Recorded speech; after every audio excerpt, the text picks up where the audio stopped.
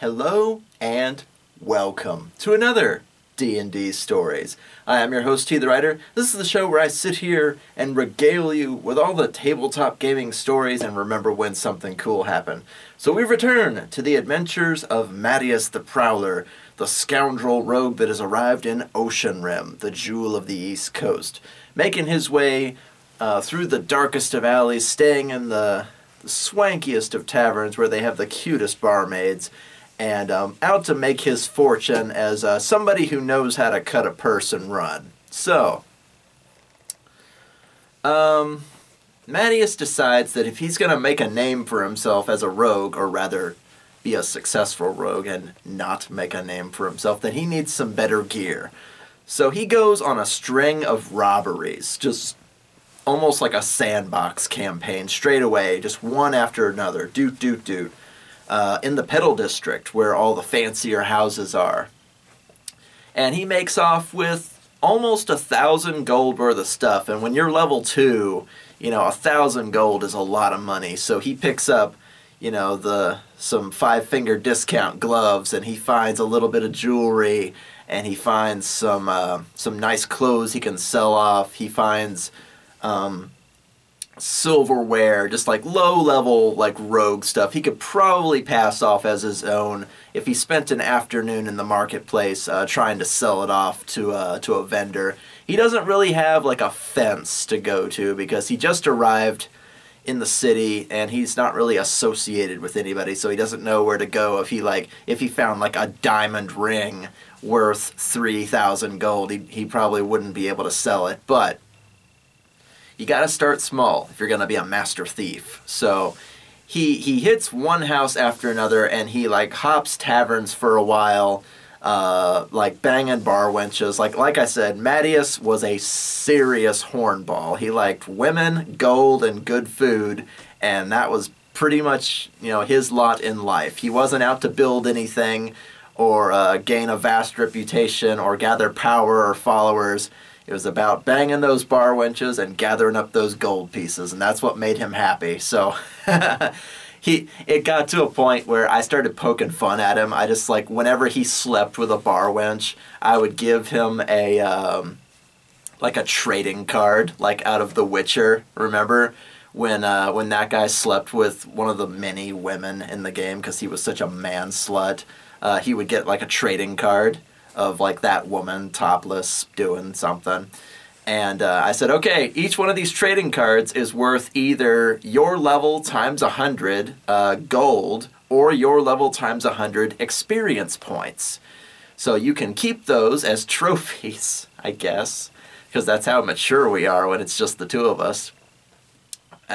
Or you can sell them off or use them up. They're basically meta items. They're not actually in your bag. It's just like a collectible in a video game, just because we thought it was funny at the time. But after he's like gone through X number of like bar wenches, I was like, dude, you're gonna get like the Sitha Hepa Ghana clap at some point. And he goes, is that a thing in D&D? And I go, it can be. And he goes, prove it. And I show him the PDF of the Book of Erotic Fantasy, which has like 8 or 9 STDs in it with horrible sounding names like Mummy Rot and stuff like that. I go, if you run around sticking your dick in everything, it's going to bite you in the ass at some point. So, use caution. That's And finally Mattius is like, you know what? I need a girlfriend. And I go, really? Really? Should we do that in like a D&D campaign? He goes, it's a solo campaign. It's not like I'm stealing the spotlight from anybody. And I go, you're not really looking for wife material. You're just looking for a fuck buddy, aren't you? And he goes, yeah, kinda. I was like, all right, geez. And he goes, how about the tavern I'm currently staying in? Because he only stays in each tavern like 3 or 4 nights at the most, because he's carrying a lot of money and he's, working his way through each set of bar wenches that are willing to spread their legs for coin and stuff like that. But he's like, how about now? Is there anybody who looks particularly interesting? And I go, well, you can always just kind of cast around. I mean, if you're just going to go for bar wenches, you realize that A bunch of them are prostitutes, a bunch of them are old enough to be your mom or your grandmother, or anything like that. And he goes, how about this person? How about this person? Finally, Mattius lands on a woman named Lilia. And Lilia is a raven-haired woman with, the dark green eyes and the pale skin and little freckles on her face, who, she's not like a bar wench. She's not a prostitute or anything like that, but she's like the head cook. She's a bartender. She counts the strong box every night. She helps the waitresses when there's too many people running around during the dinner hour. She's kind of in charge of this tavern when the owners aren't around. She's like the head lady in charge. There's probably a name for it, like the head cook or something. I've forgotten. Anyway, Lilia is about Mattius's age. She's not bad looking. She seems really smart. He flirts a little bit. She laughs at his jokes and seems like a nice lady.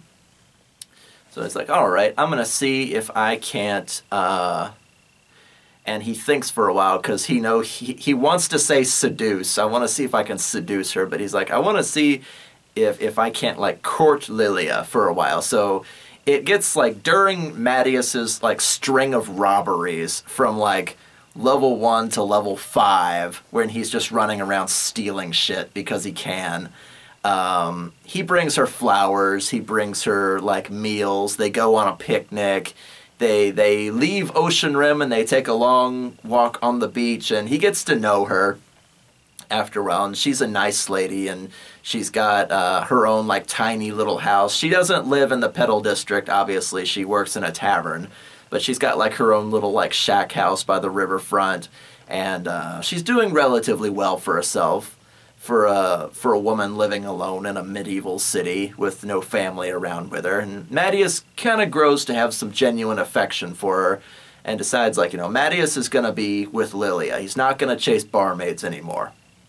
At least not actively where she can see him, because that's the kind of guy he was. He was neutral evil, or chaotic evil, however you want to put that, if he's stealing things and banging anything he can get his hands on. But he decides that he wants to, like, formally court Lilia, so he gets her, like a nice silver necklace with a couple of small stones in it, and kind of declares his intention for, like, a long-term relationship.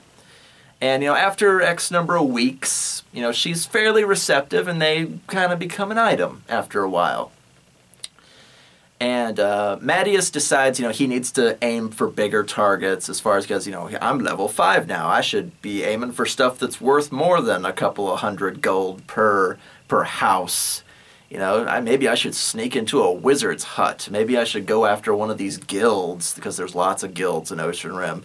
And I'm not very creative when it comes to making up guilds, so I became like the Fighters Guild, the Mages Guild, the Academy, where all the smart people hang out. I was not good at making up factions, but Mattius decides he needs to go for a slightly bigger target. So he runs around, and then he finally makes off with a jewelry box, like a proper jewelry box that's got a lock on it, and it's very ornate. It's got rhinestones on it and quartz crystals sticking out of the corners, and you open it up and it's plush inside, and it's got, like, lots of rings and pendants and different things, and it's very pretty. And by now he's made a few connections, on not so on the up and up, like, I'll buy your stuff under the table for this much off if you want, and I can take it off your hands. So not so much offense as a shrewd couple of businessmen that have deeper pockets than Mattius is used to, because it sucks when you have something worth 10,000 gold and nobody in town has 10,000 gold to give you, so you have to settle for 3,000, because otherwise you just have this expensive shit on your person all the time. It sucks. But he found a couple of people with deep pockets, and he sells off this jewelry box, and he's got a whole bunch of money. So he gets a brand new set of sneaking leathers, and he gets himself, like, a new cape and he's already got the nice like 5-finger discount gloves and the boots of sneaking and like smoke powder or smoke sticks and pocket sand that he took off the beach that doubles as reagents for stuff, and a couple of poison bottles that he can put on his crossbow and shoot somebody in the ass and they fall asleep and stuff like that. So he's starting to upgrade himself and kind of look towards the future. And he gets it into his head that he wants to do a prestige class as assassin. And assassin is a very common prestige class for rogues, because there's like assassin, and then there's like the more swashbuckling rogue, then there's the face rogue and stuff like that. But Mattius decides, if he could get like a few bounties and like kill some people, and like, this guy was worth 1,000 gold and that guy was worth 3,000 gold, and he really does just want to gather money and get better stuff. Like, the story is happening around him, but for the first 5 levels or so, he was just like sandboxing. And he's a brand new player. Working from level 1 to level 5, he was getting used to the game and what he could do, what he couldn't do. Flirting with Lilia, trying to get into her pants at some point. So he was doing very well for a very long time. And eventually, though, Mattius spent all of his money and couldn't find a proper target. So he ended up, like gather information, he failed. Listening in on sailors, failed. Listening in on bar wenches, gossiping, failed. Like, he rolled one after one after one. Like, all your usual sources are dried up, man. You're broke. So, he doesn't want to sell anything, and he doesn't want to sleep outside either. And, he can't go bunk with Lilia because they're not quite at that point yet. And, he's like, well, I don't want to stay in like a squalid tavern and get all my shit stolen, because he's actually wearing magic items now. He's got like the +1 leathers and the +3 gloves of what is it, disabled device or open lock or whatever, and he's got magic boots, and he's got a bunch of magic shit on him. He's like, you don't want to get that stolen staying in a squalid tavern, and I don't want to sell any of it because I earned all this stuff. I was like, well, what are you going to do? It's like, well, I guess I'm going to have to just, like, mug somebody. And I go, really? You're a level 5 rogue? You're just going to bash some fucker over the head and take his wallet? And he goes, yeah, I mean, taverns aren't very expensive, but, here in the city they kind of are. Because if it's, like, 2 gold and some silver per night, it's 10 gold is 4 nights at the taverns that he was like used to staying in that had good security and good lighting and stuff. And he's like, well, I need at least 10 gold to set me up for the rest of the week. It's like, I could find like some asshole in the trading district and just like pull him into an alley and like belt him over the head. I was like, okay, you can try. So he waits until night, cover of night, when he's got his dark leathers and his dark cape and his hood is up, and he's got his face like covered except for his eyes, and he's got his baton. Yes, he used his baton a lot. He actually made sure to not kill people that like weren't directly in his way, like servants and people that discovered him stealing shit when he shouldn't have been there. Like, he would just belt him over the head and knock him out and leave him there. So they was like, oh, a dark figure came and stole things, because they never saw his face.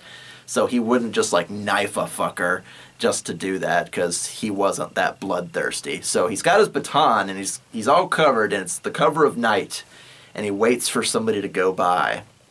And I was like, okay, let me roll this on fate, because people walking alone at night are not bound to have a ton of money on them.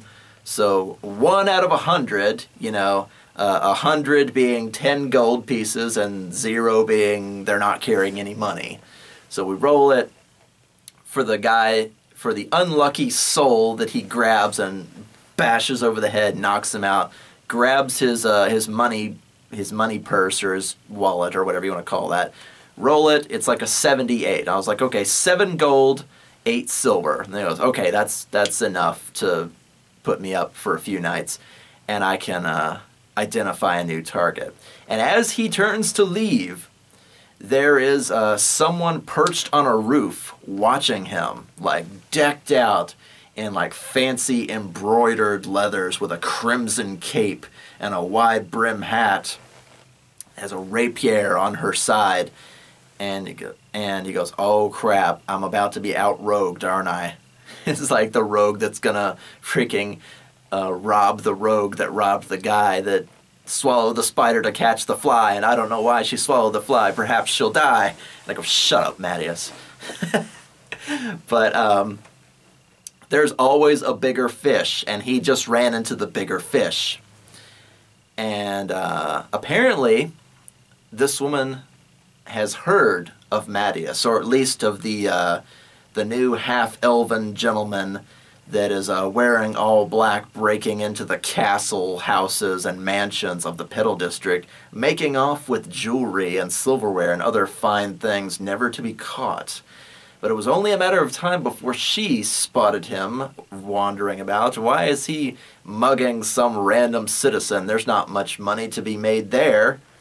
And he goes, well, I'm kind of short on cash. It's like, no kidding, you're short on cash. Well, I tell you what, you ought to join me in the Thieves Guild. And this is, again, me not being very creative to make up factions, and having played Skyrim and Oblivion and all the rest, there's always a Thieves Guild.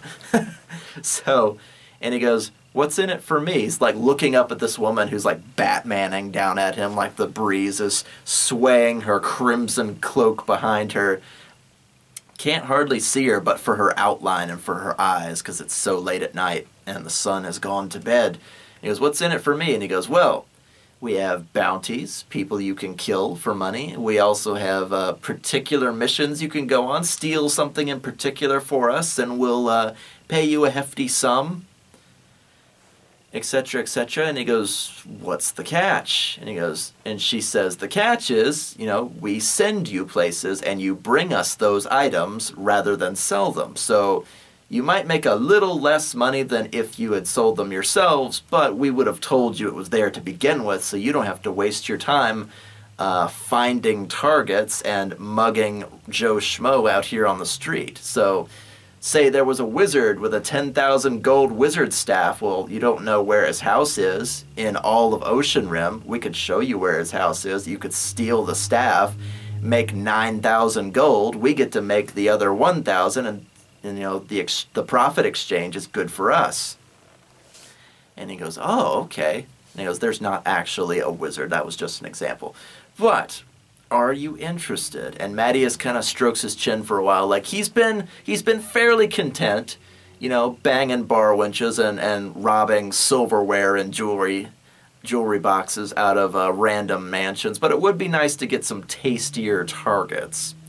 So he decides, okay, I'll join your Thieves Guild. He goes, great, all you have to do is pass your initiation exam. Do I need another number 2 pencil? No. Do I need a number 2 quill? No. Do I need... Shut up. You have 3 days, Mattius. And they exchanged like pseudo names, but called himself Mattius because that's his fake name since he arrived in Oceanrim. Mattius, you have 3 days to steal something that is worth more than 300 gold pieces and bring it to me here in this alley. I'll be here on the night of the 3rd day.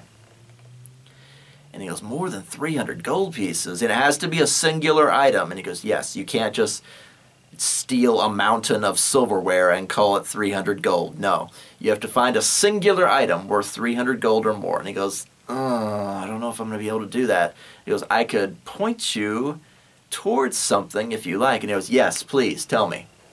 And he goes, well, the Lord of House Huckrelay is throwing a birthday party very soon, supposedly for himself. And his entire mansion is going to be down in his ballroom for an evening. And there is a seal that his family uses for mail, you know, to seal envelopes closed, that we would like. Supposedly it's made of solid gold and encrusted with a ruby. And, you know, should the Thieves Guild get a hold of this golden seal, we could get into quite a bit of mischief sending mail in his name, at least for a few weeks, until he replaces it and tells everybody that it got stolen. So, what do you think of that? You want to break in to a mansion and steal a golden seal? And he goes, yeah, that sounds perfect. She goes, great, 3 days, ready, set, go. And she leaps off the rooftop into darkness. And he goes, oh, I wonder what's making her leap like that. I bet it's the cloak. Should I get a cloak of leaping? Is that a thing? I go, it is if you have enough gold for it. And he goes, okay. We'll work our way towards that. So he's very loot-oriented, which is good for a rogue, and it's good for a rogue who's alone. So he's got 3 days to steal this golden seal, but the primary night is going to be tomorrow. So he decides, how should I spend this night? So he's got his 7 gold and 8 silver, so he checks into a tavern. He goes to visit Lilia and have like sunset sandwiches by the river that goes through part of Oceanrim. And he's like, okay, I'm going to sleep in, and then I'm going to go shopping. And I go, what are you going to shop for? And he goes, butler's outfit.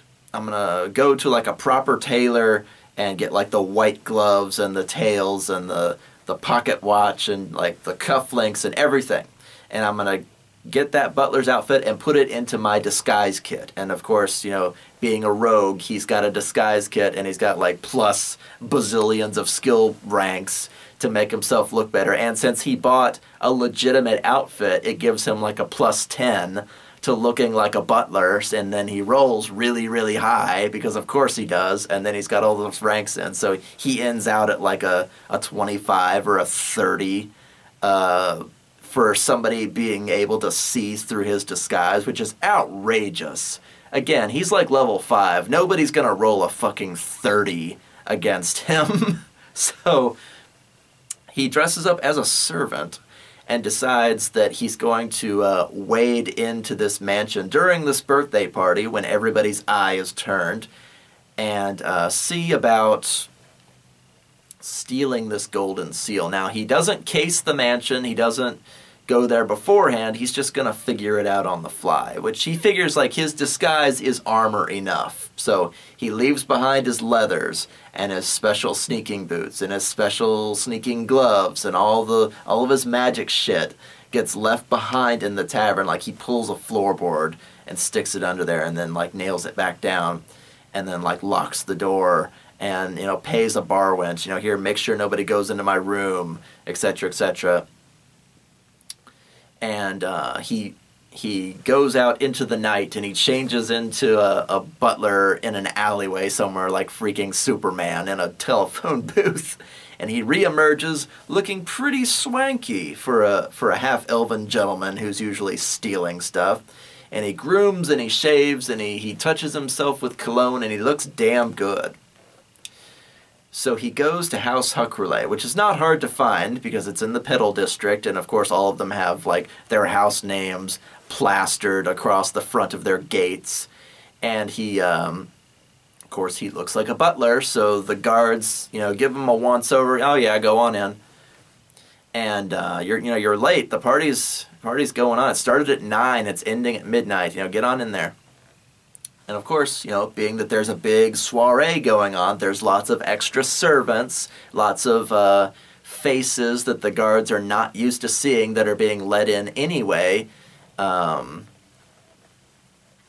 they're checking everybody's party invitations and stuff. So if you sneak in as one of the staff, it's a lot easier than sneaking in as a guest, because if he'd tried to be a guest, the first words out of their mouths would have been, "Can I see your invitation?" And no, he didn't have one, but he dressed up as a butler and they let him right in. So he decides to go in through a side entrance, you know, where the servant's entrance is, and he goes through the mud room and then finds himself in the kitchen. And of course, you know, the entire kitchen staff there kind of looks up from whatever they're doing for a second, and they're like 15 checks to see if he looks like a butler or not. But of course, he's got like a 30 on this damn disguise, so none of them see through it. And he passes by the head cook, who is a a round-bellied lady who seems to be very good at her job, who's kind of stressing out, trying to figure out how to keep everything hot, keep all the meals going out at the same time, keeping the banquet tables heavy with food and drink and stuff to make sure this birthday party goes off well enough. You know, Lord Huckrelay is already out in the ballroom, and, you know, heck knows where Lady Huckrelay is, and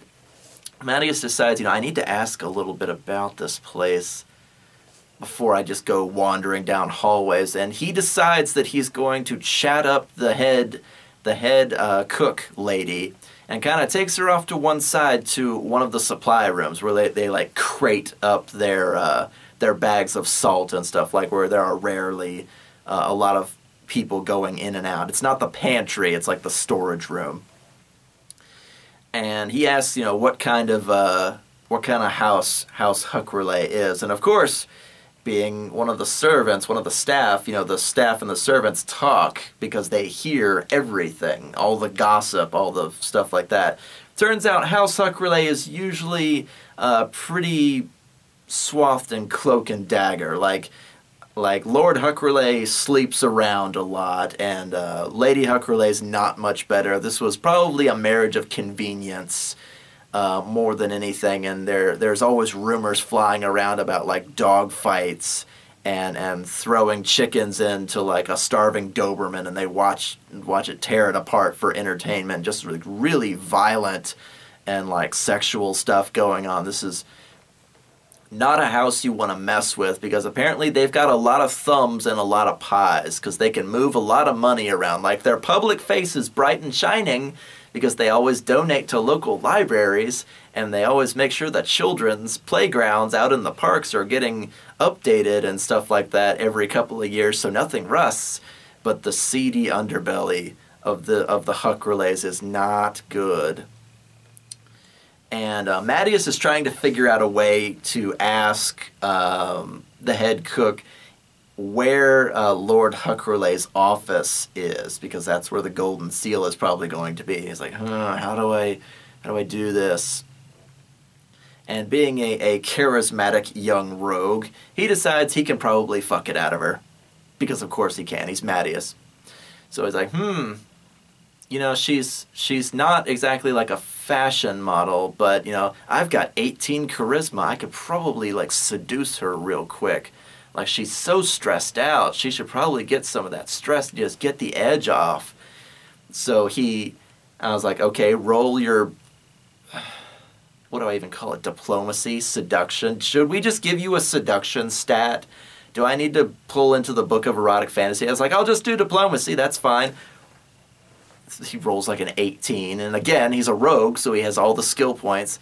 So it's like, you want to have a quick roll in the hay? I don't even know how that conversation would go. But he rolls high enough, and she's stressed out enough that this handsome gentleman came in and listened to all of her gossip and laughed at all of her jokes while, all the rest of the staff is working extra hard. She could probably get laid with this guy right now. And she just throws caution to the wind and goes, yes.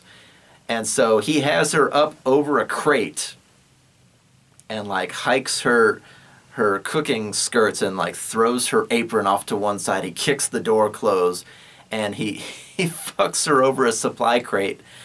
And by the end of the third orgasm, because he works this woman over, hoping for good pillow talk, basically, even though there's no pillows here. But by the time he's worked her through her third orgasm, Mattius somehow gets up into the information about how the house is laid out. And oh yeah, Lord Huckrelay's office overlooks the courtyard. It's in the top corner of the damn mansion. He looks down on all the servants like a vulture. And she's to the point where she's relaxing and having a smoke and dripping with his seed, and she just looks so content. Has no problems, telling him whatever he wants to know, and she's happy to complain and gossip. And he stays there for 10 or 15 minutes, and then he redoes his fly. And he's like, well, I must away. They're expecting me at the party, madam. He's like, call me, huh? That kind of thing. So having worked over the head cook and gotten the information that he needs, he heads out through the kitchen and out into the regular hallways, and he runs straight into the head butler. Now, the head butler is a problem because he knows the faces of all the servants, and he picked all the extra servants for the birthday party. That was his job, so he knows all the names and faces, and Mattius's name and face was not on his list. He's like, hey, who are you? Throws the dice, gets like a +20, and that's enough to see through Mattius's, 30. He's the one person, I rolled fate on this, so he may or may not have run into this guy, but he's the one person that could probably have a good chance of seeing through his disguise, so of course he did. He's like, hey, you're not one of the guys I hired, and Mattius is like, I belt him with my baton. Boom!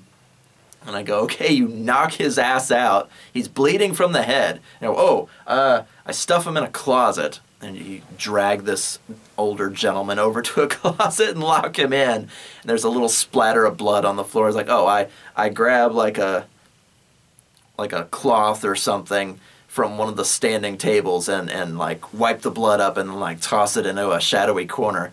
It's like, okay, you're in. But now you've got a time limit, because as soon as he wakes up, he's going to raise all hell. And he saw your face, so he knows what you look like. It's like, shit. Okay, so, between orgasms, the head cook lady told him that the office was on the 3rd floor. So he goes on up, and he runs across canary stairs. And canary stairs are basically stairs that are meant to sound really loud if you walk on them. They're kind of like a trap, but instead of hurting you, they make a lot of noise. So he immediately jumps to one side as a maid goes by, because he's not supposed to be up there. He's supposed to be down at the party if he's a butler, but he's sneaking around. So he walks along the edges of the canary stairs all the way up to the 3rd floor. It's like, okay, I've just got to make my way along and just like start trying doors. So he can go left, he can go right. So he goes to the right, and he starts pulling doors. And immediately he starts hearing somebody having some really loud sex.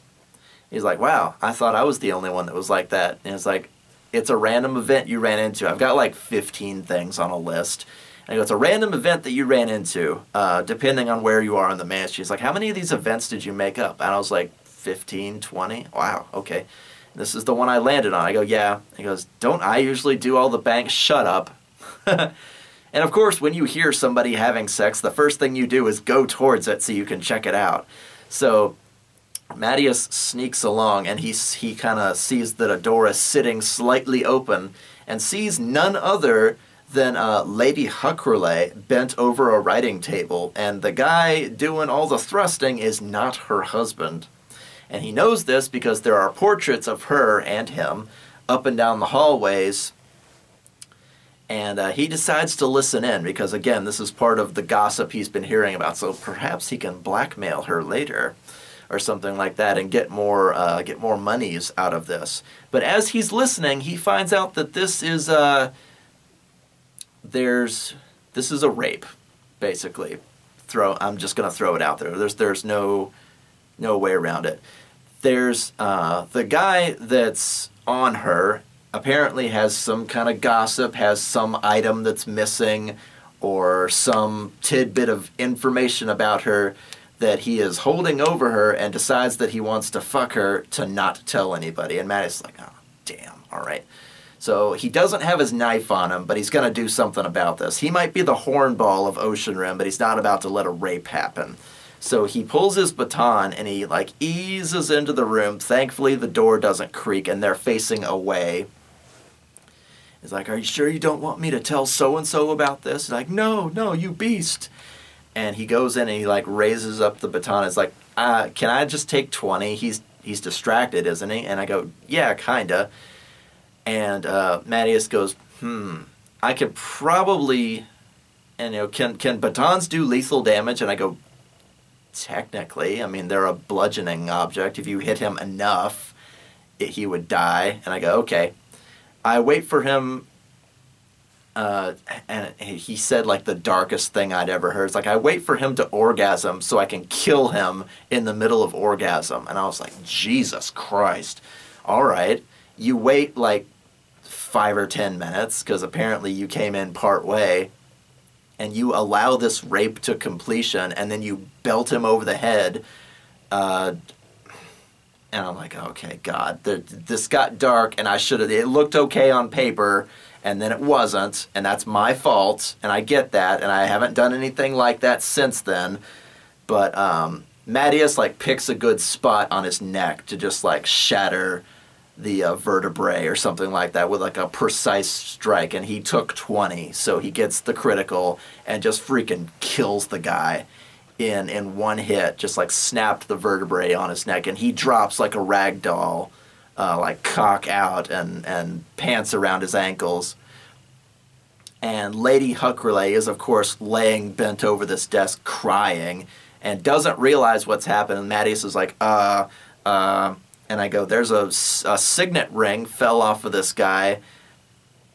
And he's like, I grab the signet ring and I run. And I was like, okay, she doesn't stand up and turn around to see you, so I guess you get away scot-free. God, why didn't she, I shouldn't have done this. I should not have. There should never be, like, there's a rape, you should go prevent it. That's just not something that should happen at a D&D game, and I've never done it since. So that was one of my lessons. Again, looked heroic on paper to stop a rape, but it went to darker places when the way he reacted, so I apologize for that. Not good.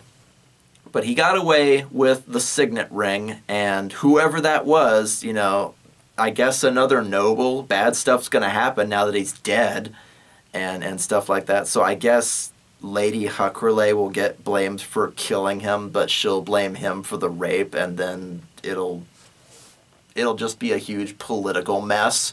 Mattius got away with a signet ring, so he goes and he hides behind like a suit of armor, because as soon as she's done like putting her skirts back down, she leans out into the hallway to see who saved her, but he's gone because he's dressed in dark clothes and he's hiding. So okay.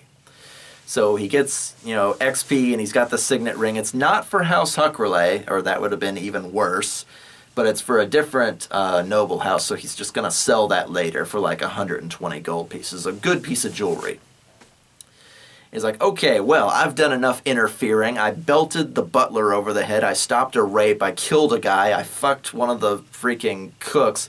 There's enough shit coming in around me. I need to get out of here soon. So he just goes trying doors. He's like, okay, that's a pantry. That's a bathroom. That's a bedroom.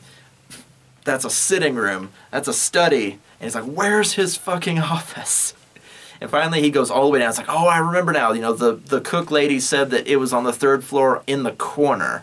So he goes all the way down the hallway, tries the door on the left, tries the door on the right. There, finally. He goes inside, he slams the door behind him, and he puts a chair up under the door. I was like, okay, without like 2 or 3 men shouldering that door, it's not coming open.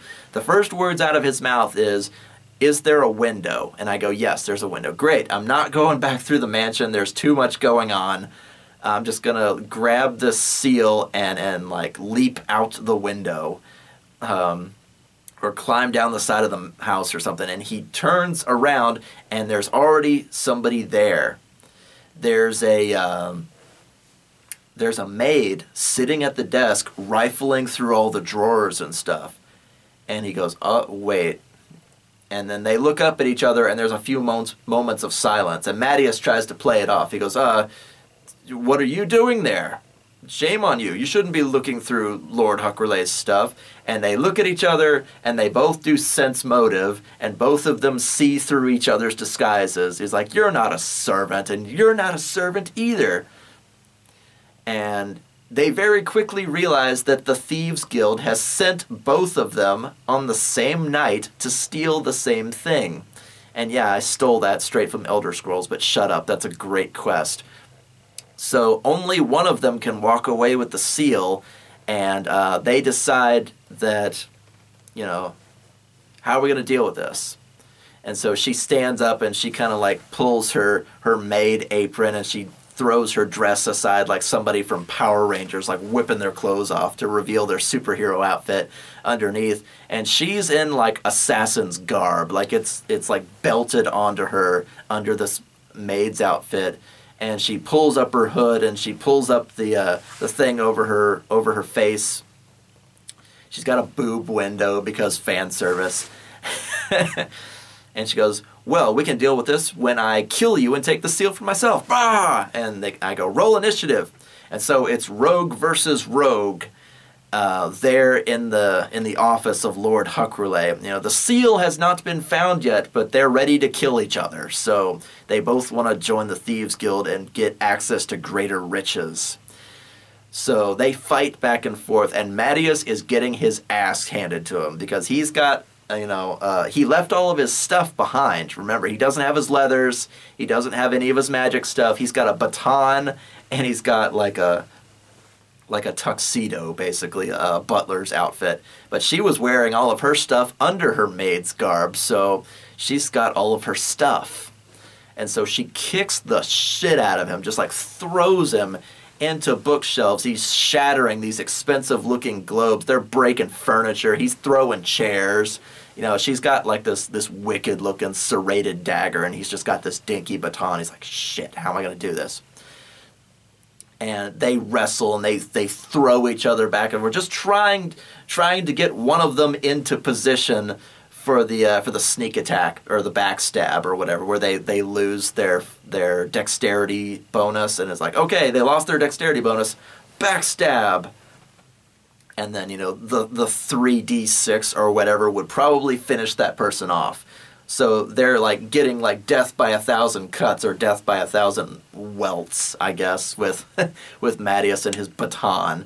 And finally he gets a good hit in on her, and she flies back over the desk, and the desk like breaks on the ground like they're in like a bar fight, and like the tables collapse when somebody gets thrown on them. It's like that. And the golden seal tumbles out to one side. It's just a little column made of gold that's got the house seal on the bottom and a ruby inlaid in it. And she grabs it and she stuffs it in her boob window. And he goes, oh, don't think I won't reach there. Oh, I'm going to kill you anyway. Ah. And they run and they just kick the shit out of each other. Like, there's potted plants and like old silverware. There's a skull, the skull of a troll. She picks up and like bashes him over the fucking head with it. It's like they don't have weapons big enough to really kill each other because their stats and abilities are so similar. So whoever finds the coolest weapon first wins. And finally, Mattius like reaches and finds like a big like atlas or something off of the bookshelf, and just like bonks her right over the head. And I was like, that's an improvised weapon, you know, do a d4. He rolls it, 4 damage. She finally goes down and gets knocked out.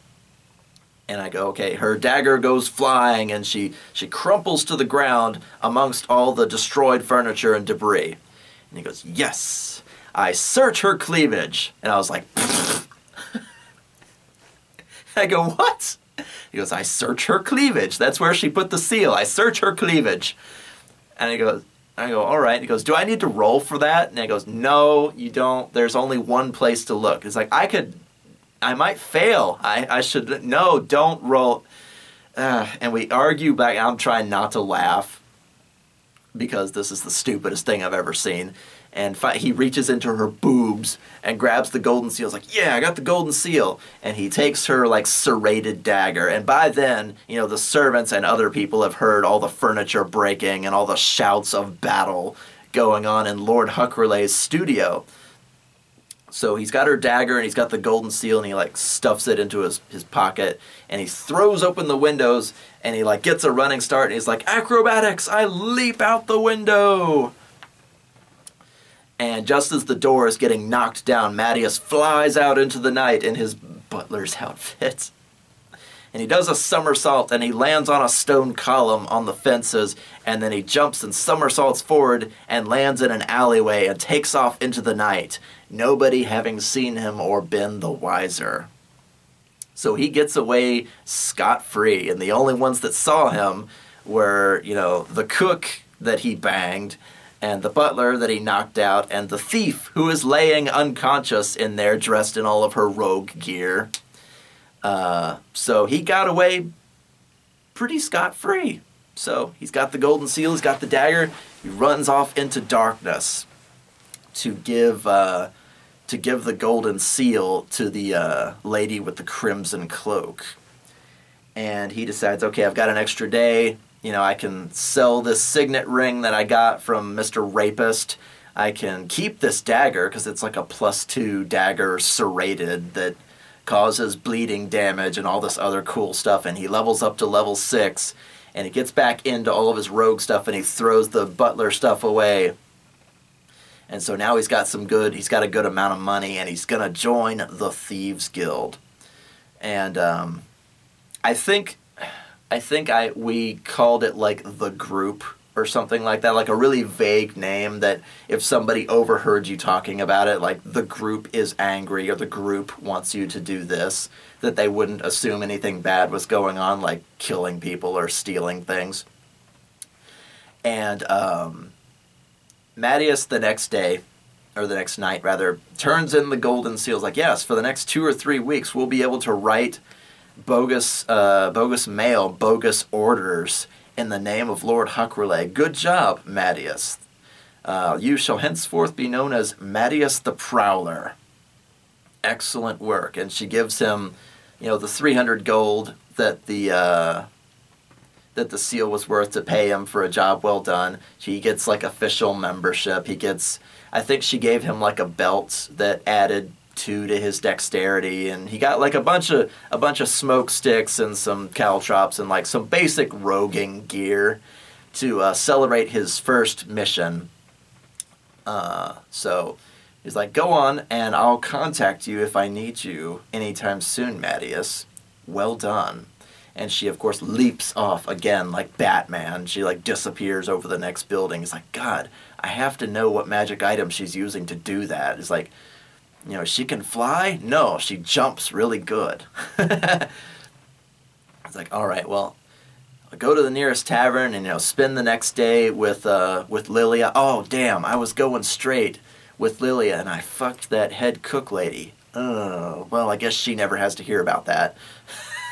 I was like, you're either neutral evil or chaotic evil. I can't decide, so I guess that's part of your character. Like, it's gotten to the point where it's like hornball, killer, thief, and those are his 3 words. So he spends the day with Lilia kind of feeling guilty about himself, but them's the roles, I guess, if you're trying to problem solve on the fly, I suppose. So that is where we will leave off for today in the continuing adventures of Mattius the Prowler. So I hope you had fun, and I will see you guys on the next D&D stories. Keep gaming. Hi guys, T here. Remember to hit that like button for me on your way out. If you'd like to see artwork and maps from my gaming table, check out the D&D Stories Facebook page. Also, I have a Patreon if you'd like to toss a few gold pieces into your humble bard's hat. Links in the description below. Keep gaming!